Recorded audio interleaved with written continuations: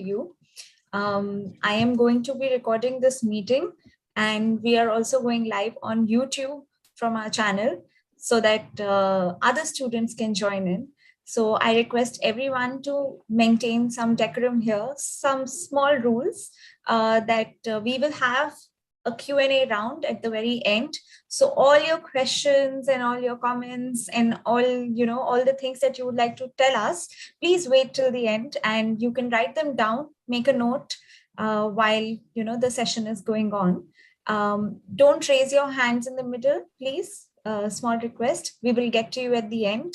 We have Raman Gulati here with us from CreateNet, and I am Anupriya Khare from CRAZE Foundation, and I have my colleague Shikha Shaukin here from CRAZE as well. So we're all here along with Dr. Garling to help answer your questions. So please feel free to put them in the comments and we will get to you.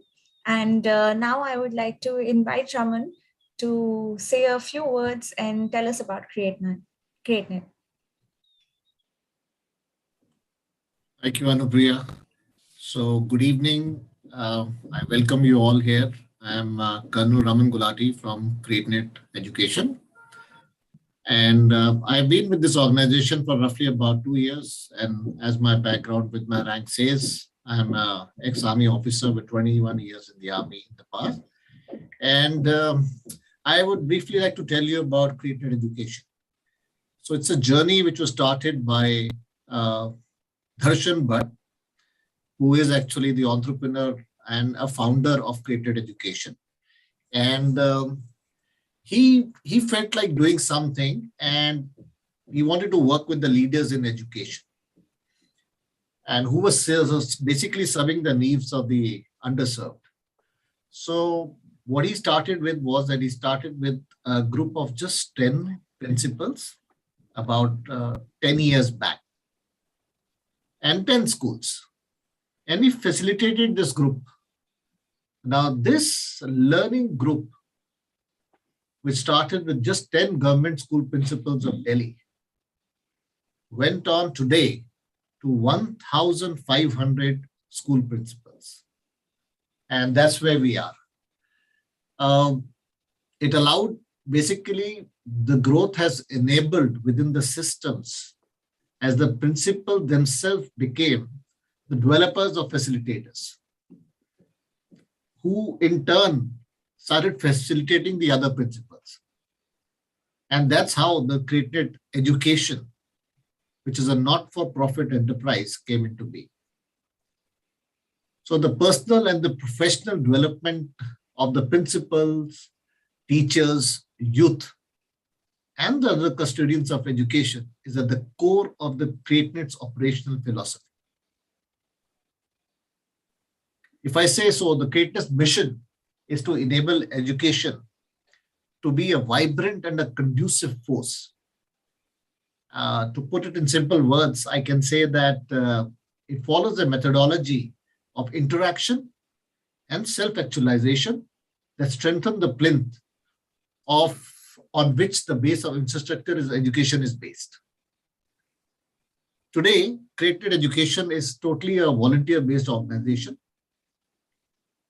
impacting more than 1,500 schools across Delhi, Sikkim, Chhattisgarh, and Punjab. In this, we work with the principals, teachers, and the youth, where we are seeding the evaluation of consciousness by developing lifelong learners. That's what our aim has been in CreateNet Education. One of the latest one, which I can see a little success story, I can talk about it, is 1 year back when we had 4 Yale alumni, Service Corps people from USA, and 6 facilitators from within India. And this group of 10 facilitated a group of 50 youths, age group of 18 to 30. And that went on for roughly about 6 months. Thereafter, this 50 youths ended up taking another 150 students. They were teens from class 9, 10th, 11th, 12th, which went on for another 6 months. So this whole cohort and this whole exercise for 1 year, where we were able to run this program called Young Leadership Program, Young Leaders Program, which was, the purpose of which was transforming how education is imparted. And we were to create self-driven volunteer-led learning communities. I must say and confess that it's been very successful, our cohort 1, which lasted for 1 full year. And we are looking for more such cohorts to get formed and take this further to build further communities of learning. So I'll hand it over back to Anupriya to take it further, today's journey. Thank you. Thank you so much, sir. That was very enlightening. And I hope, since you're a volunteer-based organization, I hope you'll get some nice volunteers from these youngsters here as well.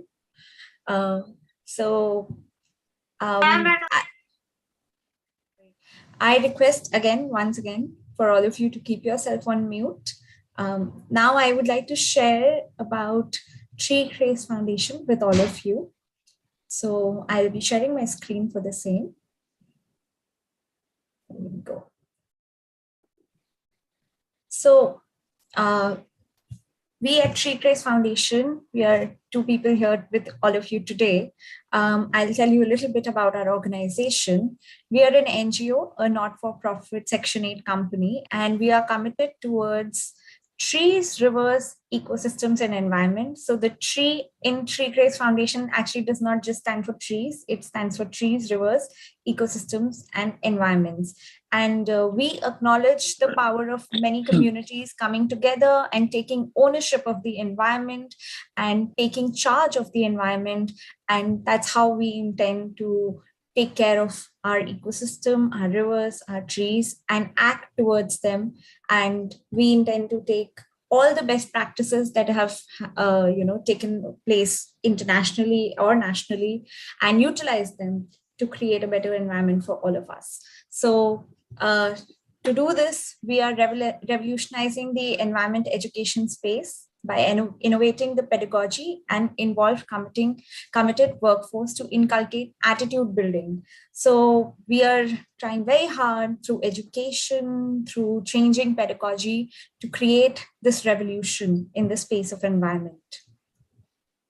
Now, many of you here, many students and teachers might know about an ongoing competition that we are holding. It's known as Ganga Quest. This is held in collaboration with National Mission for Clean Ganga. It is one of our largest projects that we are currently overtaking. And anyone over the age of 10 can participate in this quiz competition. This is an international bilingual quiz competition held in both English and Hindi. And this focuses on the national river Ganga, the national river of India, its significance, cultural and historical values. And till now, this is the 4th year we're holding it. So we have mobilized over 1 million students to connect with this and to connect emotionally with rivers present, their present condition and their past reverence. And this is the first step, actually. We believe that by taking part in this competition, you start feeling, like you need to do something for the rivers, for our environment. So this is the first step. It's a very informative quiz competition. I'll take you through the basic details of this competition later. But this competition is hosted on Clap for Ganga portal, and that is our another project. This portal basically is created mostly for young people, but anyone can go here from young to old. Whoever has a passion towards rivers and the environment can come onto this portal. This is an engaging portal that you can access all year round. It has many features. For example, we have these sections, as you can see below: play more, feel more, know more, do more, contribute, showcase, share. So we believe that once you've kind of just dipped your toe into doing something for the environment, you want to gain more information, you want to know more about how you can work and what all is happening around the world. And for that, you can come onto this portal. This portal doesn't just give you information. It has a very interactive interface where you can play games, you can watch videos, you can do DIYs, you can showcase your own work, you can contribute yourself, you can come and volunteer, you can create volunteering opportunities, you can even, we're going to start a new course, so you can even do that here. So there are many ways to take part in the on this portal and do your bit for the environment. So while all of us have been kind of closeted with COVID, and now we've finally started going out, this portal is to connect us online and then take the plunge offline by volunteering and showcasing our work. We have some amazing competitions running here right now as well. For example, you can go to the Play More section and play the Earth Day crossword. So that is there. And this is open to everyone. You can easily log in and you can register here. Another project taken up by CRAZE Foundation is Meri Yamuna Mere Ghat. This is to mobilize the local community, and we, along with current, local institutions and communities, we bring together NGOs, corporates, and all like-minded institutions. And this is we do a cleanup drive near Yamuna.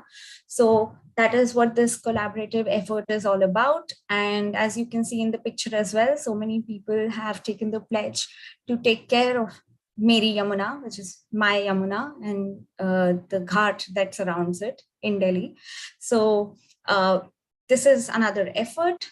Then one project that was recently done was Swiss It on Wheels, which was done in collaboration with Swiss Embassy in India.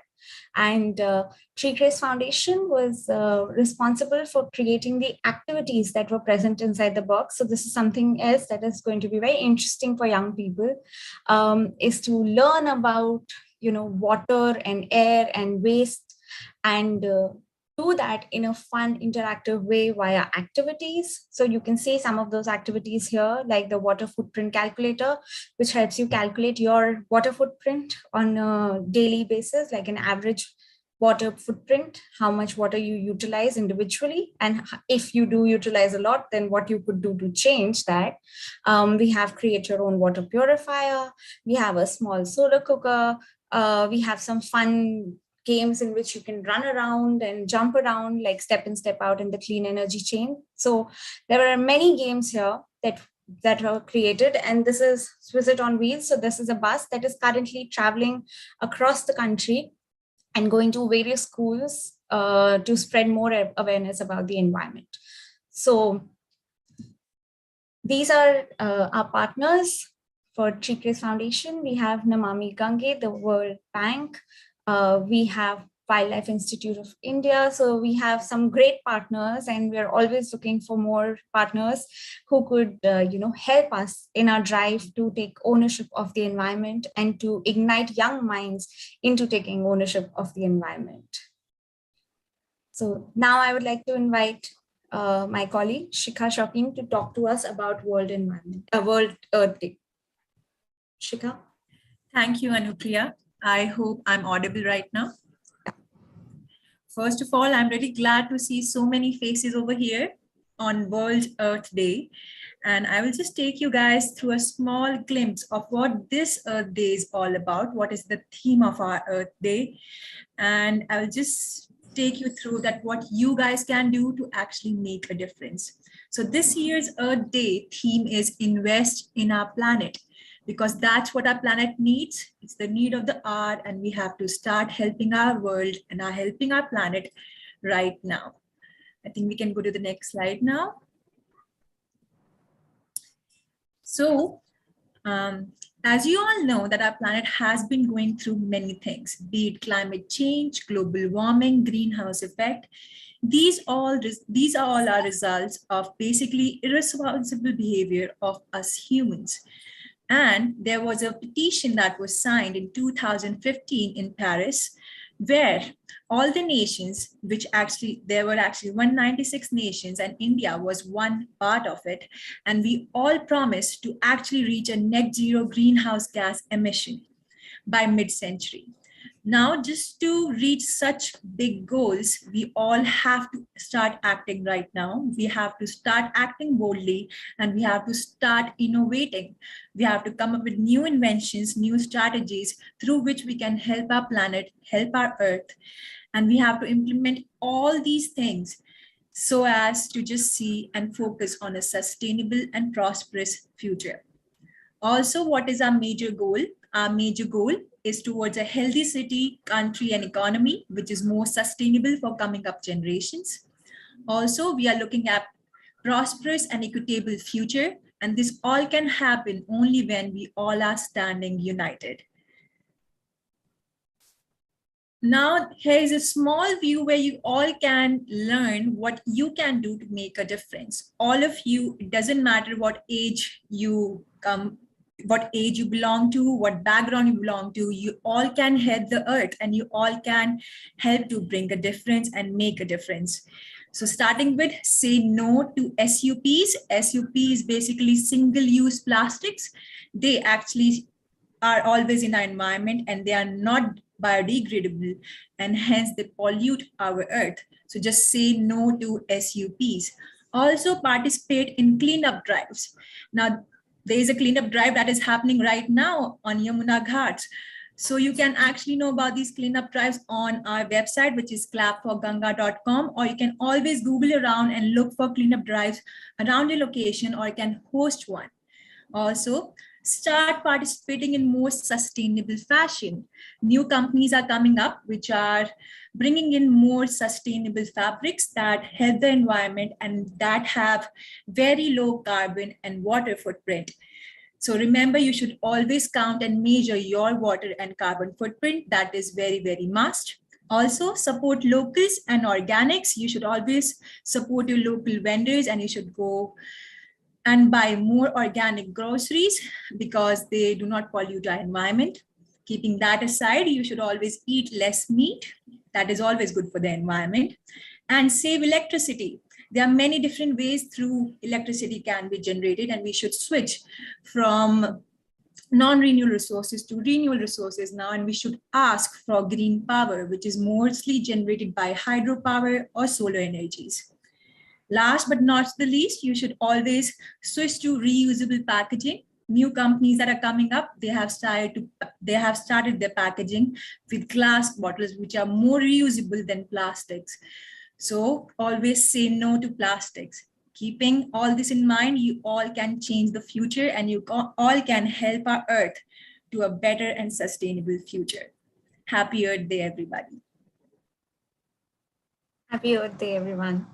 So that was wonderful, Shikha. Thank you so much. And I hope now you're all feeling ignited and you're excited to hear from our guest of honor today, Dr. Garling. As a brief introduction before I hand it over to you, sir, so that our participants know about a little bit more about you. Born and raised in a small town in USA, Dr. Garling attended Yale University and graduated with a combined degree in political science and sociology. He went on to earn a medical degree from Harvard Medical School and a master's in business administration from Emory University. He helped found World Earth Day on April 22nd, 1970, and considers it his most lasting and beneficial contributions to society globally. So we welcome you, sir. We're very happy to have you here. And I know that all the students here are also very excited to hear from you. So I will just share your slides, sir. And if you could unmute yourself, sir.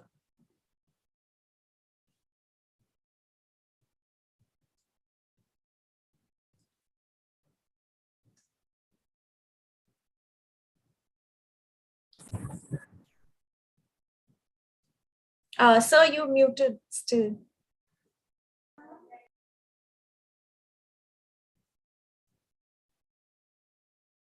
Not yet. How about that? Yes, wonderful, sir. Very good.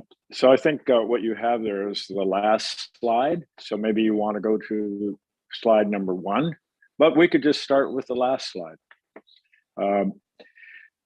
Let me first thank all for attending this little meeting around the globe. I love it. It makes me feel so much more connected, one through just seeing people, but through the age. When we think about Earth Day, and you're seeing that first slide now, that was in 1970. And I would suspect that even many of your parents weren't born yet. That's 52 years ago. So what I'd like to do is just give you a little idea of how the first Earth Day got started and what happened. So maybe we'll go to the next slide. Good. Yeah. Now, this slide to me, actually, after hearing about, yes, let's just stay there. After hearing about tree craze and the work on your wonderful mother rivers, the Yamuna and the Ganga, I would say that in 1960, a long time ago, we had one of our major rivers, like the Ganga or the Yamuna, catch on fire. It was so polluted, and then look at that picture, it caught on fire.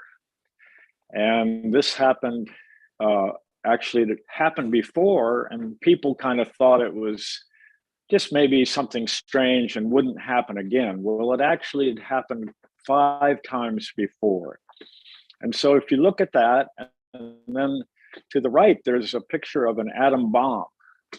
And I think in my age, I was about 24 at the time of Earth Day, we started to realize that on the planet, humans could actually destroy the planet. Prior to that, in wars and so forth, people were hurting each other and destroying maybe a city, which was terrible, but not the entire planet. So we started to understand as young people, like you people, that it was our responsibility to save the planet, that we weren't too sure that our governments were going to be caring and save the planet. So we could go to the next slide. So I put this in here. It was just that Earth Day today is, we're all on this call because Earth Day is today in India, today in the USA, and maybe 190 countries across the globe. And so I'd ask the question myself, I mean, if you don't look where you've been, then how do you know where you're going? And I think the Earth Day is really a chance for us to look at what we have been doing, and then to understand where we're going doing that same thing. And then I could just go right out with you to the Ganga or the Yamuna and look at the plastic that's coming down the river or the garbage. And you can do that in the United States in our rivers, although we've made some progress. And so you look back, and I guess I would use this idea looking back upstream. When we say upstream, what are the things that feed into our major behavior as a country, in our country? So the fire that took place on that river in Ohio 50 years ago, it actually was being created upstream by so many other humans that did not realize what they were putting in that river was gathering and going down and becoming a huge catastrophe in a major city. So a lot of cleaning up that river had to be looking back and working with the communities upstream to start them understanding. And if we did this today in India, maybe we have to understand the plastic that's coming into the Ganga and go and clean it up. But then we have to make our behavior and our education move upstream to all the people that are putting plastic into that water that we count on. Next slide. Let's try the next slide. So I've stayed a little longer on the history, but I'll show you the picture of the original group. You haven't seen enough of me today to probably pick out which one I am, but 52 years ago, and I'm the second person on the left. There were 6 of us that decided that we were going to make Earth Day an environmental awareness. And I think in one of the CRAZE slide, it was more about going past awareness and taking action. And so we decided to make Earth Day, April 22nd, 1960, happen across the United States. So I'll go to the next slide. So I just stop here, the fact that you all are looking at Earth Day in India. What really made this one day, 52 years ago, become something that spread over the entire planet? And what I'll say to all you young people is that if you joined us in the energy we had, the six of us had in that day, we began to believe that the action we took could create a wave going out. And so Earth Day happened, yes, 52 years ago, but now it's happening everywhere. And so let's go to the next slide. And I want to tell you what was unique about this day. It was a very simple strategy, my friends. And it was action local. And I think each individuals, I'm sitting here, you're sitting there, there are 8 billion of us sitting or standing or doing something somewhere on the planet. We can end up thinking that we are too small to make a difference. But I think if you think about what we did, and we divided the United States up into regions, and we got ourselves organized, and we got local organizations in every state in the United States, and we didn't tell them to solve a problem from Arizona way out west that was happening up in Maine. We said, look out your own window and do action to plant outside in your own backyard. And I think that that's something I'm hearing that these organizations in India are actually following, this kind of idea. Keep it local. Get out there and clean up the Yamuna at the Ghat. Start there. And once you show others that you've gone out, and maybe some of your schoolmates are going, oh, I'm not going to do that.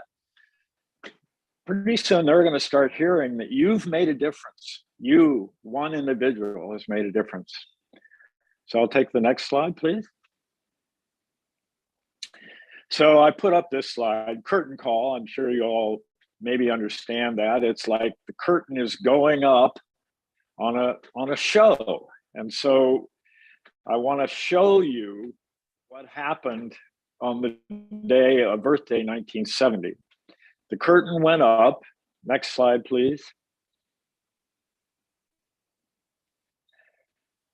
And from the 6 of us who started in this little office in Washington, D.C., in about 3.5 months, because we pushed this idea of look at your own backyard and do something.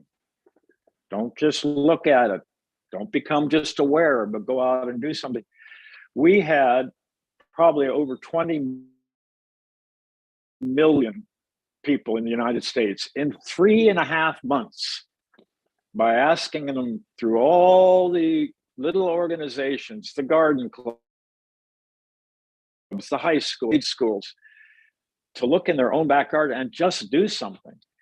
This one picture up on the left-hand top side is the largest street in New York City, and it was packed with people out to say that they wanted to support the environment. So if you have people come together and they look around and see half a million people on the same street in New York City, they now have the energy to go back to their own family, their own home, their own little suburb that they live in. And maybe they start thinking about the plastic they're throwing out into the street or the garbage that they're dumping out into their back alley. But the other pictures show you just more of the kids in the 6th grade there in the bottom left. They were out there. That's a 6th grade class that organized. So the next slide, please. And I'll do it because this probably means more to someone like me than you young people. At the time in the United States, there was no internet. There was no social media, no WhatsApp, Instagram, none of that. There were no cell phones. There were no fax machines. But people got their national and local news off of 3 networks, plus a PBS, that was called NET at the time. And by the time Earth Day happened, again, starting with 6 people in a small office, we had networks devoting between 3 and 5 hours on Earth Day of solid programming of what everyone was doing. So was it 20 million people? We now think that it was really a lot more because so many people watched the evening news and there they saw it happening. And their children came home from school and said that their science class had a little talk on Earth Day. And the parents said, so you participated in Earth Day too? It was a huge virtual event. And I think this is something that you young people can lead and make happen more and more. We have to make it happen more and more. Last slide, please. So here's my message. Today is that 52nd day, and we can say happy birthday, Earth Day.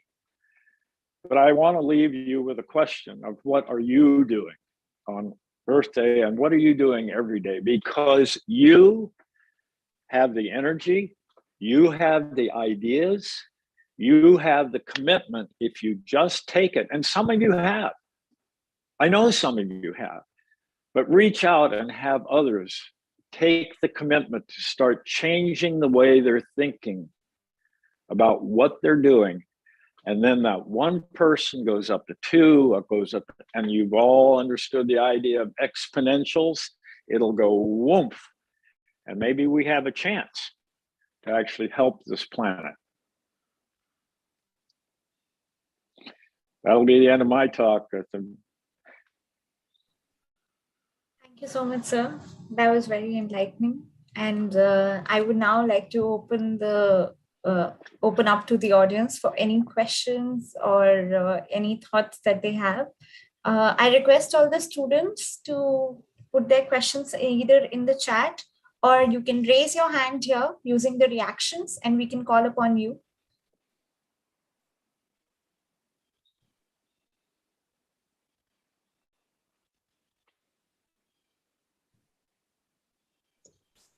I just want to add something here. I know a lot of you students here that are connected. You are probably a part of eco clubs that are in your school. And I know that a lot of you are already doing a lot of things in your school and in your homes. So we already have 2 hands. And so Anupriya, over to you now. Thank you so much, Bhavna ma'am. Supreet, why don't you unmute yourself and ask your question? Yes, ma'am. Good evening, ma'am. I'm Supreet from AFCTI, Airport Quality Institute. Yeah, hold the mic a little closer, Supreet, so we can hear you better. Ma'am, I have been stuck on a question for past 2 to 3 years, and I'm not able to answer it. So the question is, there are many people who throw the garbage on the road, And whenever I want to tell them that they should pick up the garbage instantly, a thought comes to my mind, or my parents, or I think it might happen with all the children, that the parents say it's not the era to do so. We may provoke them. So how can we solve this problem? I think all children are stuck in it. They may scold us, or how can we help? Andrew, did you get that? I think I got it. Is that we're seeing people still throw garbage on the road, right? Yes. And that maybe the parents are not telling the children that they shouldn't do that, or that they do it themselves. How can we help? I think that again, you can't blame people for something they don't know that they're doing. So I would say that if in your own local community, if you talk about a cleanup day, organize a cleanup day where you take a road in your community and walk down that road and pick up the garbage that's been thrown out. Then you could turn around and publicize, put up a poster that this much garbage was picked up because people are still throwing it on the road. So you're not really going up and banging on a car window and saying, don't do that. You're basically telling the community that there is a different behavior. And it's just an idea, but I don't think necessarily being upset gets the action done.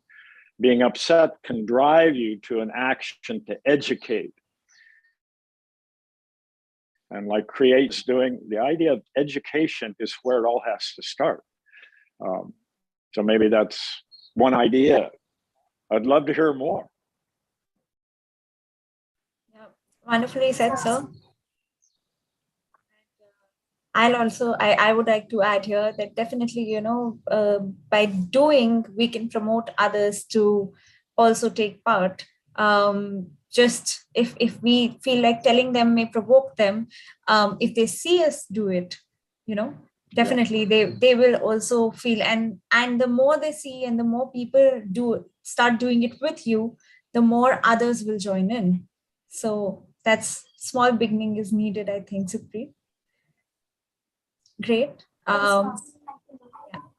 On to the next question. I see a hand by Rishit Rahi. Yes. Greetings, sir. Sir, it's a pleasure to meet you, sir. So my question to you is that, sir, why did you decide to celebrate Earth Day on 22nd April? So again, to repeat the question, I just about got it. Why did we on that day decide? Why did you select yes, 22nd April as the date? Well, I think that's a great question, because we looked at, we wanted to have, it started in the United States. Our organizing started in the winter. It started in January in '70. And so we said, to have people think about the planet, the green planet, we certainly should have the event happen in the spring. Right now we're in the spring. I'm in Washington, D.C. this morning, and the azaleas, if I could show you the flowers here, it's just wonderful. You can't help but feeling strong about nature. So we said, okay, let's try and do it in April while students are in the United States are still in school. And then we thought, look out, if we did it during spring break, all the colleges and universities, all the students would be gone. They'd be down in Florida drinking beer or having parties or something. So we did research and picked the 22nd of April as being the time that most schools would be past their spring break and back in school. So we knew that we would have young people on a location that they could actually do something. And we think it actually worked quite well. I hope that answers your question. Thank you so much, sir. Thank you, Rishit, for your question. Now on to John B. I see your hand raised. Thank you, ma'am. Greetings, everyone. My name is Janvi, and I am from Balbhati Public School, Noida. So my question to you is that we have seen recently that the forest fires are increasing a lot. And now with the development in technology, the advancement in technology, how we are still not able to control these forest fires in a designated time. Because we have seen such as in Californian fires, it lasted for almost about a year. So why are we not able to control it? I think that's a great question. In some ways, it's a question that we have to say that when we approach a problem, we often think, well, someone will solve it. Someone will come up with a new invention. And I think what the fires and the extent of the fires now are really telling people that the technology is not going to be able to really put those fires out. Maybe we can try and contain them better. And I know in our country, you said California, Arizona right now has terrible fires. They're learning to contain them a little better. But again, when we talk about what's coming down the Ganga and what's coming down the Yamuna and having to clean that up, people are starting to realize that the fires have happened, I'll put a quotes, upstream. They've happened upstream because as a country, we have done a very poor job in controlling the use of our oil and burning it and letting it go. People still are using gasoline motors where there is technology to replace that gasoline motor. That people here mow lawns green. They mow with gas. There are electric gas lawnmowers. I've seen figures on the amount of less carbon put into the atmosphere. And where does that do? It warms the environment and it creates more, it creates the context for worse fires. So I agree with you. I wish someone would, tomorrow I would read in the New York Times, oh, we solved a way to stop these fires next week. It's back to individual action. So in a way, it's an alarm bell. Those fires in this country are an alarm bell. Floods that in other countries are an alarm bell that we have to take a global action. So I'm sorry, my answer is a little bit pessimistic. I'm not waiting for technology to put out those fires. Thank you, sir. Again, I'll add a little bit that I think, that proverb that we hear, prevention is better than cure. So I feel like before we think about how to fix it, and after it has started, maybe we should think about how to not get them in the first place. And we have heard so many times, that forest fires and why they're not getting controlled is because of global warming, because of climate change, because the rate with which temperature is increasing is really high. So if we can bring that under control, then perhaps, the forest will not light up on fire at this level in the first place. All right. Let me put one last little thought, because I think if we become mentally and in our hearts in a place of gloom, that nothing can happen. And so I recently realized that when global warming was first really recognized, the scientists that came out and looked at it said that we would have to lower, we were on the path to create a increase of 4.2 degrees Celsius by the end of this century, and that would be disastrous.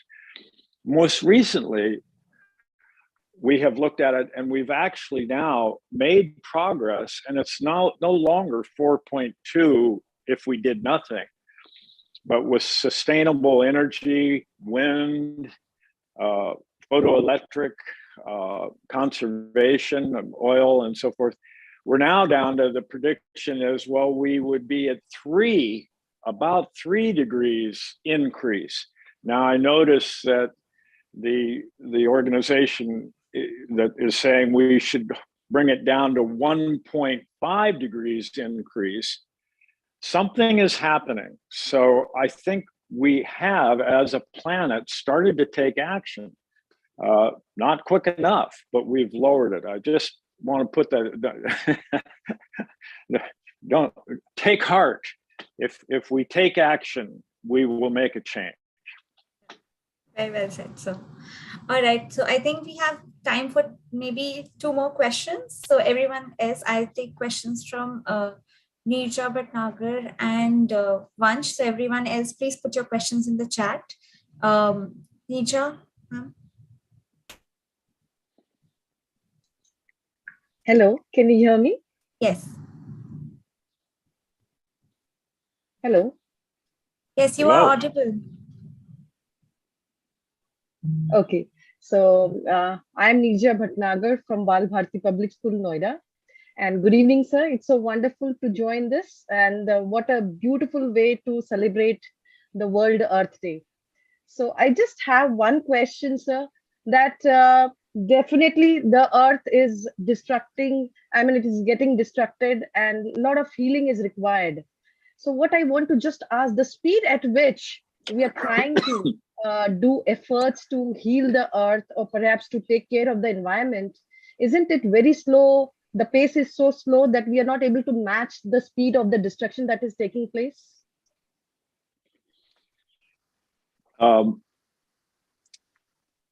I think the speed right now, I mentioned the word exponential earlier, and I know you students understand that. And it, to me, the action now is on a slow lift, but that exponential curve does this at the end. And I think that is where, what makes that curve happen, and that's momentum. And I'm encouraging everyone to put their shoulder to the momentum. And yeah, I think destruction is happening faster right now, ma'am, Right. than the action. But I don't think that means to lose heart, but to focus every day on action. And I'm hoping, what else can one do but hope that others start to understand the change in belief that then becomes the change in their behavior. So I caution against pessimism. I caution against that. There's no chance with that. And I'm not saying that your question is pessimistic. Your question is realistic. And I think we must change the reality into action. Thank you, sir. Thank you so much. Thank you, sir. And last question from Vansh. Good evening, sir. According to National Forest Policy, forest cover area should be 33%. So where are we lagging behind? Vansh, can you repeat it once more? According to National Forest Policy, India forest cover area should be 33%. So where are we lagging behind? I am still having trouble hearing the question. I'm so sorry. Yeah, he's asking that according to our India's national forest policy, the forest cover should be 33%. Okay. And Vansh, do you know what percentage it is right Yes, now? ma'am. Right now 24% it is there. Okay, so we are currently at 24%. So where are we lagging? If you have any thoughts on that, sir. Well, I would ask CRAZE to answer that question. I can tell you where we are in the United States lagging, and but I think that it's you look at what is healthy, and if you find that you are under some level of health, what is the action you take to bring the health level back up? I am not an expert on the forest policy in India, and I'm not really about the forest policy in the United States, but I do support the groups that make that their business to track and encourage the changes that bring the health up. So I'm kind of dodge your question a little bit because I'm not sure about India. Actually, Vansh, I would like to put it back to you. What do you think we should do? As a young person, what do you think can be done in our country to help increase this forest cover? You or anyone else actually on the chat, on the group today? Yes, ma'am. So according to me, we can make more. We can take some steps to do afforestation. We can help some programs of afforestation and stop deforestation. Very good. Definitely, planting more trees will be a solution to deforestation. Anyone else have any thoughts on what can be done? Riyad, are you raising your hand for this? No, ma'am. I actually have a question from sir. Okay. So, sir, firstly, nice meeting you. And I want to say, sir, that in India, as there are mobile towers, and in India, especially in Delhi, the sparrows have how we could increase the number of sparrows.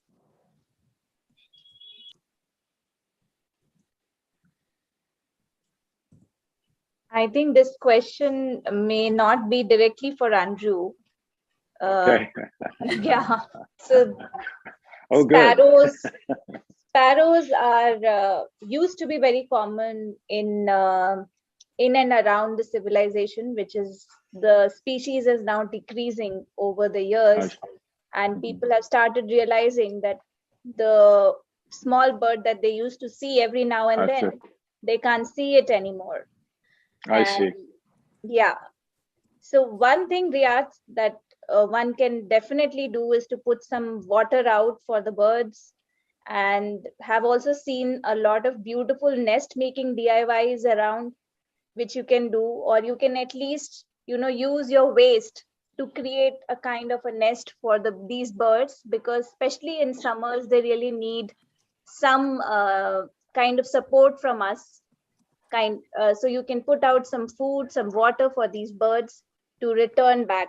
And I realized actually while we were all locked inside our homes during COVID, you would really actually start seeing them more and more.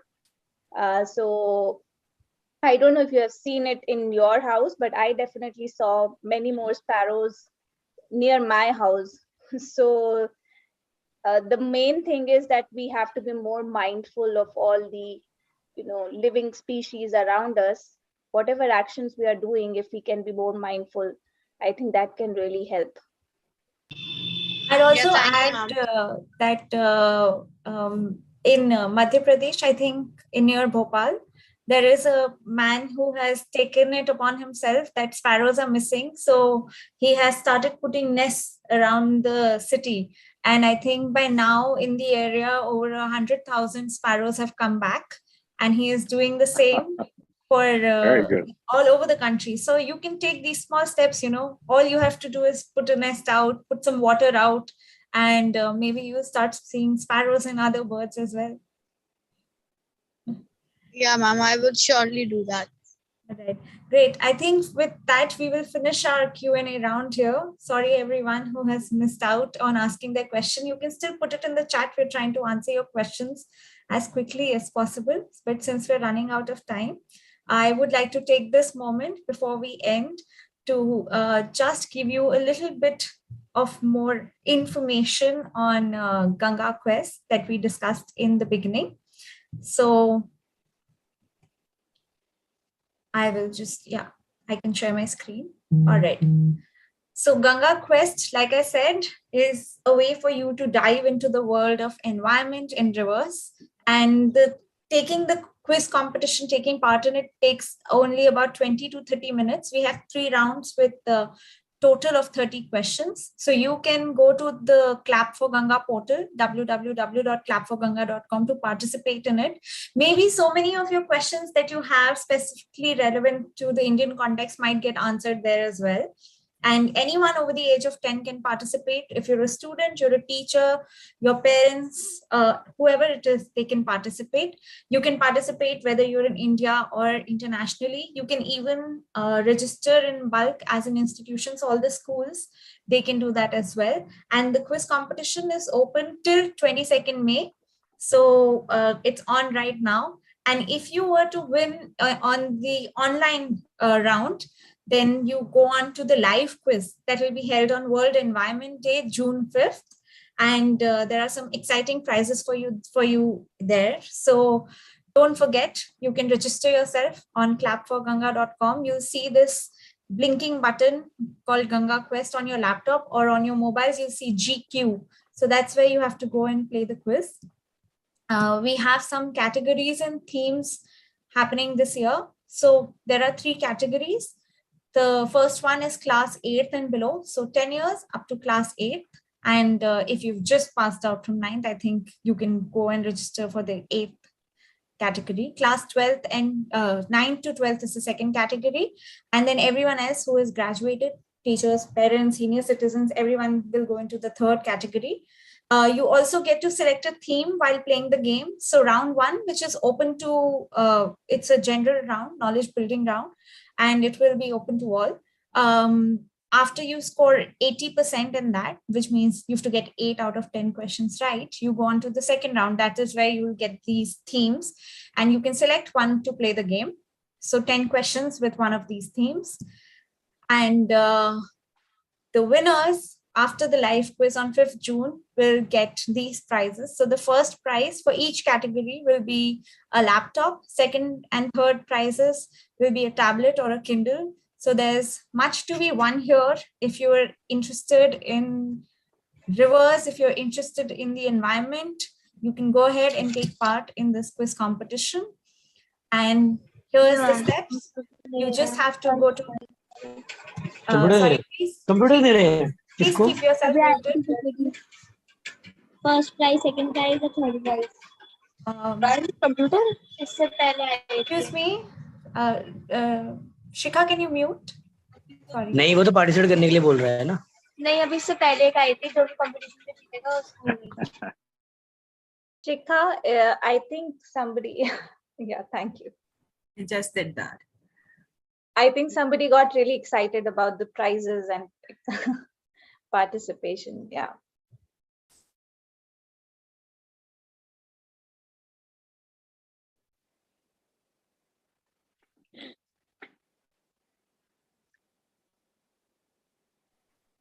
Excuse me, Bab, you're muted. Yes, I think I muted myself because I wasn't sure what's happening. Okay, so to register yourself, you have to go to clapforganga.com. You have to click on login where you can register yourself, and then you can just click on Ganga Quest to play the quiz. It's a very simple process and it's very easy to participate. So I look forward to all of your presence there. And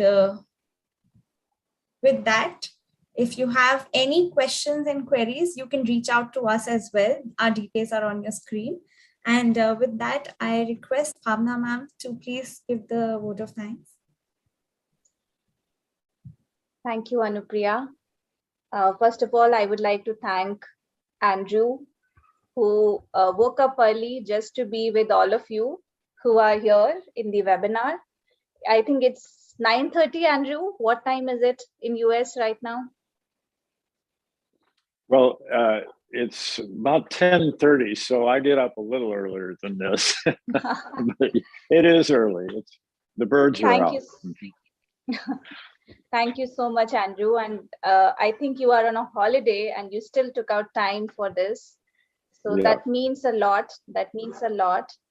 And this story that you have shared, I think it has brought so much of hope and optimism to all of us, that none of us is insignificant. A lot of the times we feel that what can we do about, such a big challenge that we are facing, that globally everyone is facing, climate change.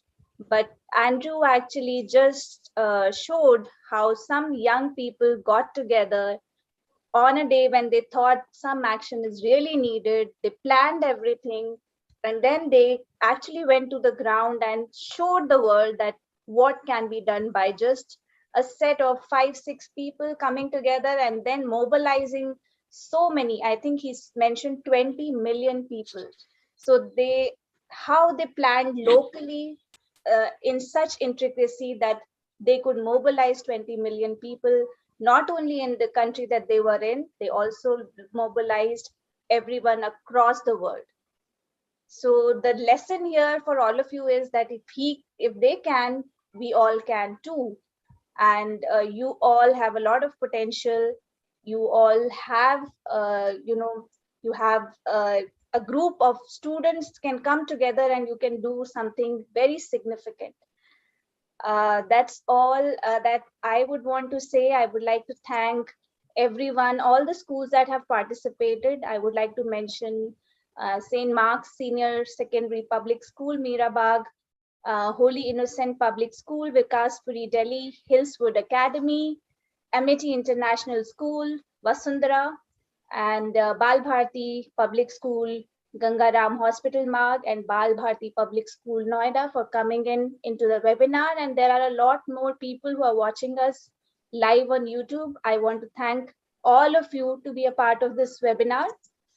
And some of you, we are really sorry we couldn't take your questions, but please do write to us on admin@craze.org.in.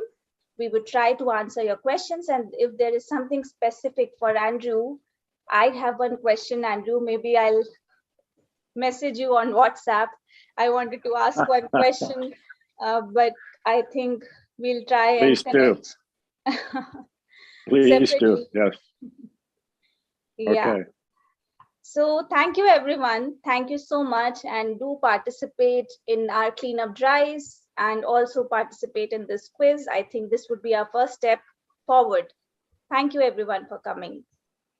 Thank you, ma'am. Welcome. Thank you, sir. Thank you so much, Thank you, ma'am. sir. Thank you, sir, for this Thank you so amazing much, sir session. and ma'am. Thank you.